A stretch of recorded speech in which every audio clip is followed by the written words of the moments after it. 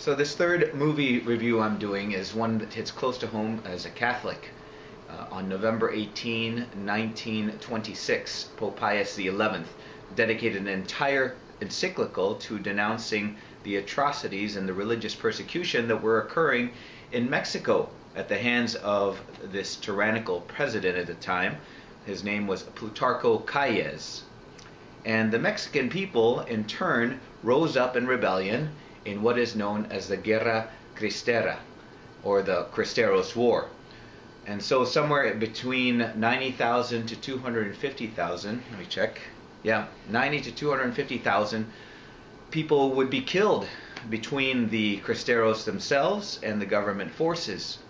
And these tragic 3 years in history is what the movie, entitled For Greater Glory, depicts on a grand scale. The film is Dean Wright's directorial debut, first time as a director. The first really big project that he worked on was Titanic, and then he was the visual effects producer for Lord of the Rings and the visual effects supervisor for Chronicles of Narnia.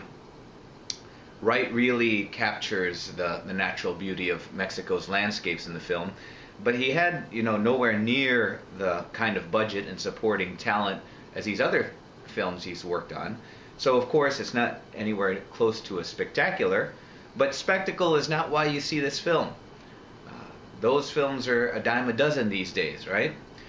For Greater Glory is one of those films that really gets shot down by the critics, but gets high ratings from the audiences who go. So I just saw it again yesterday, and it's even better the second time around.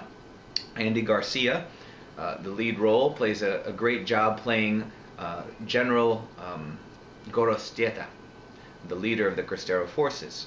And Eva Longoria is his wife, plays his wife. Peter O'Toole has a minor but instrumental role as a priest and a martyr. But it's really the character development of a couple of other roles that I was impressed with. I don't have time to mention it now or go over it now, but you may be wondering, how can something like this even happen in Mexico, being such a Catholic country? Well, that's what makes the story so incredible. The film brings to life the key figures of this forgotten and tragic period of North America. Now, the movie could have done a much better job in setting the historical situation up for the viewer. I think that's why I enjoyed it so much the second time around. I was much more familiar with the history behind it. And so I want to give you 3 historical tidbits that I think will help you better appreciate the movie and enjoy it a lot more. Number 1, the Calles Law, the background of that. Calles became president of Mexico in 1924, and in June of 1926, Calles decided to strictly enforce this, the already present anti-clerical laws and anti-Catholic laws in Mexico. So all the properties on which churches were built, for example, were officially now the state's property. And he thus began shutting down Catholic parishes, religious schools, monasteries, convents. Foreign-born priests were exiled and forced to go back to their home countries.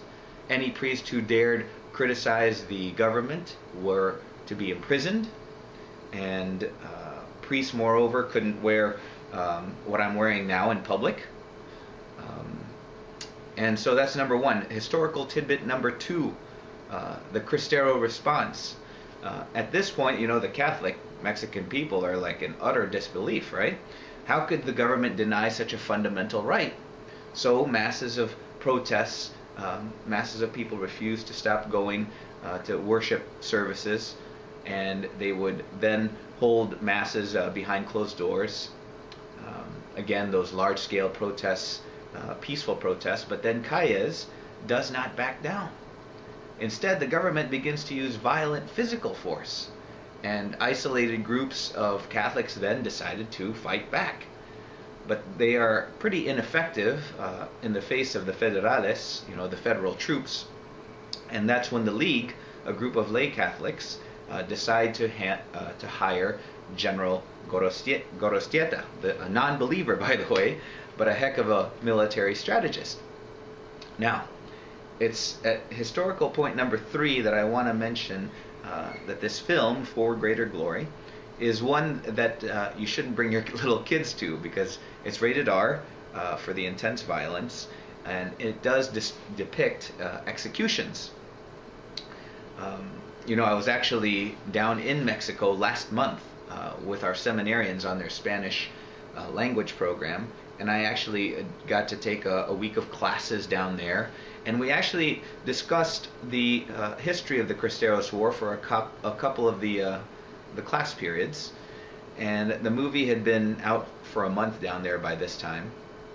But after seeing it that first time, I was a bit in disbelief, thinking, was it really as gruesome as the movie portrays it to be?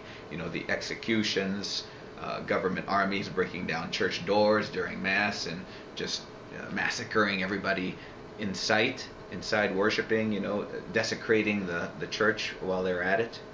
The hanging of people from telegraph pole after telegraph pole after telegraph pole to make a statement to the people, etc., etc. So I asked my Spanish teacher, and I also asked a few older folks who had relatives living back then, if the violence dramatized as it is in the movie was it that brutal in actual history. And they said that it was all that and more. They showed me antique photos in history books and began to tell me about events not portrayed in the movie, such as the other barbaric means of torture used, the brutality that occurred when the Federales raided the villages, and even worse, the unspeakable raping of a number of the many nuns expelled from their now closed convents. Now, I don't want to romanticize the film, or the event, I should say, and so I want to make clear that both sides committed horrific acts of violence. The movie brings this aspect to light as well. Not all the Cristeros are good guys, fighting for the sake of vengeance, innocent civilians being killed, and using evil to counteract evil are some of the reasons why the church would not give its stamp of approval to the Cristeros movement. It was too much of a mixed bag of folks with different motives, some of them not so pure. There were even priests who succumbed to the very same evil against which they were meant to fight, something we know about as we fight against the immoralities of our own day, right? But alongside them were saints and sinners who would become saints, who would not succumb to such tyranny, and neither would they succumb to the same evil ways to fight that tyranny. Indeed, Pope John Paul the Great, in the year 2000, singled out and canonized 25 of these martyrs, and in 2005, Pope Benedict beatified, among about a dozen of them, a young teenager that was depicted in the film, had a star role in the film, Jose Luis Sanchez, who refused to renounce Christ in the face of torture and his execution. Bring Kleenex for that part of the film. So before the Cristeros War in the early 1920s, there were about 4,500 priests in Mexico. And by 1934, when the Calles law was finally repealed, only 334 were licensed by the government. 334, yep, to minister to 15 million people. So as deep-seated as the anti-clerical laws were in Mexico, it's amazing the church continues as it does today. I, as a Catholic priest in Mexico, would not have gotten back my right to vote until 1992. So, in sum, the sacrifice of many should not be forgotten, but instead honored. So I encourage you to go see the film For Greater Glory. It's not going to win any Oscars, but again, one doesn't go to this film to see award-winning performances in the craft of cinema. No, instead, one goes to see this film to remember, to be edified by the courage of those who have gone before us, and to be inspired by their audacity to go against the mighty of this world, who arrogantly use the power given them by the people to suppress their most fundamental freedoms instead of protecting them. One goes to see this film to be reminded that the great freedoms we have in this country, and that they are worth fighting for, even with our very lives. Finally, we want more edifying movies like this, so I encourage you to treat yourself and support For Greater Glory while it's on the big screen. Call up some of your friends and go see it this very week.